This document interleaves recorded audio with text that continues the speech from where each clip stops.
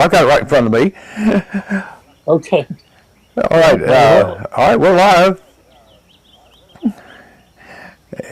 Hi, I'm Jerry McKee Now we're with live. Prime Time. We're going to do a little 5 minutes of of a kind of a test like, but I got Pat Gwinn on here that's going to be on the show on this coming June 24th. And with that, we're going to got Pat. How you doing? I'm doing well. Hope you are. Well, so far we're doing real good. Just Good. like I said, we're going to do this little test, and you're looking well. Well, thank you. Poor It's been man a just long had a weekend. birthday. Yeah, we went down to Charleston, spent the weekend. I had to go back to work so I could rest. Hey, I know the feeling. I've been off this week here, and I just been kind of real busy. Yeah. I go back tomorrow. Oh, bless you. Now, Pat, you've got from May 31st to June 6th, you got at the beach top 10 countdown. Yeah. And What we do is and we. now you could go ahead. I'm sorry. We have a top 10 countdown that we do each week. It's pretty much the people that listen to the show all over the country. They send in an email. They want to request this song, and it's based on the requests that we get throughout the week. So everyone says, "Oh, you just like his song or her song." No, it's not the case. Some of the songs on the countdown, I particularly don't think deserve to be there, but sometimes they get in there because the voters say do it. So that's how the countdown's done.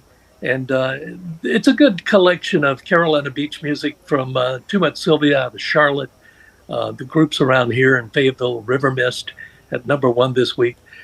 Original songwriters I love, Lisa Hudson, Rick Strickland, they're in the countdown as well. So it's a good mix of music that makes up Carolina beach music at the moment. Well, the great thing about you is that you kind of get to meet all these artists. That can I'm be impressed fun. with that. Yeah. I think Yeah, I see the it most from fun a number. I think the most fun interview that we had recently was Bill Champlin of Chicago. We do other shows other than the beach music show. We do a show called The Golden Hour, and it features the iconic music of the 70s and 80s. We've had Lenny Williams of the Tower of Power, Bill Champlin of Chicago, Frankie Prevette of Frankie and the Knockouts. We had John Waite that sang the classic Missing You, music from Dirty Dancing, how that all came about. So I love the stories behind the music. As a minister, there are a lot of stories that relate back to a scripture. Well, songs have a beginning somewhere, and that's what I look forward to find out what it is that motivated, inspired that song, and try to tell the story behind it. And then maybe you can connect the dots when you hear the music. That's pretty much what I like to do. It makes the hour go a little bit quicker.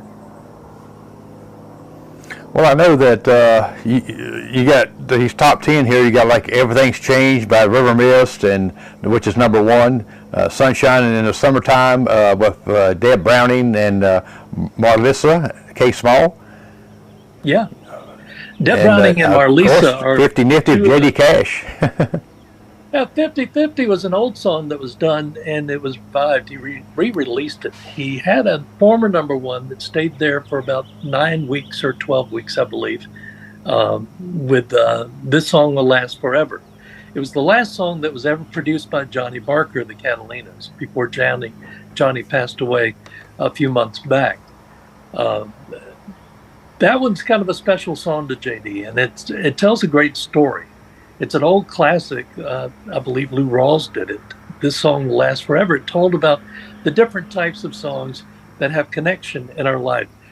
Over the weekend, Jerry, Denise and I went to this jazz club in Charleston, and they did a tribute to Bobby Darin. It was an 18-piece orchestra. You could have closed your eyes and swore that Bobby Darin was there. And they told the life and the history and the untimely death of Bobby Darin at the age of 36. And you just think back of what could have been had he lived a lot longer. You know, Deb Browning and Marlisa both are cancer survivors. There's stories behind their music and why they produce the way they do. And, you know, there's some great songs on that top 10. Well, yes, because I was looking over some of them here with our Sure. favorite, the Tams, of course. Oh, yeah. Our love will The grow. Tams out of Atlanta is still going. Yeah, they've been going for about 60 plus years. You know, the family tradition continues. Little Red's sons are now involved in the Tams and performing. If you get a chance to see them, you need to check them out. And I know at number 7 there, Let's Walk by Smitty and the Jump Starters. Yeah, hold on a Smitty second, and the I think I had that. Jumpstars No, group Too Much out of, Sylvia. Too Much Sylvia, Another Day. That one will climb the chart pretty quickly. Is Too Much Sylvia, as you know, I don't know, you're aware of this, I'm sure. That core of that group used to be Sugar Creek. Sugar Creek went all the way to number 2 on Ed McMahon's Star Search. That tells you how old I am.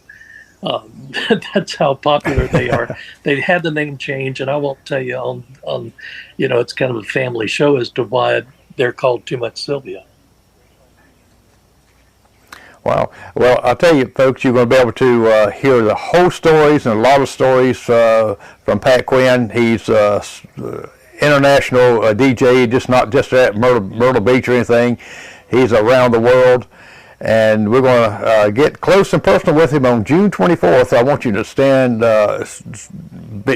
by and listen and wait for June 24th to hear these wonderful stories about the artist and about the songs. Well, Pat, I'm going to go off live here, but hold on with me here a second, okay? Sure. Take care, my friend. Thank you. And thank you for joining for this little short time. You're welcome.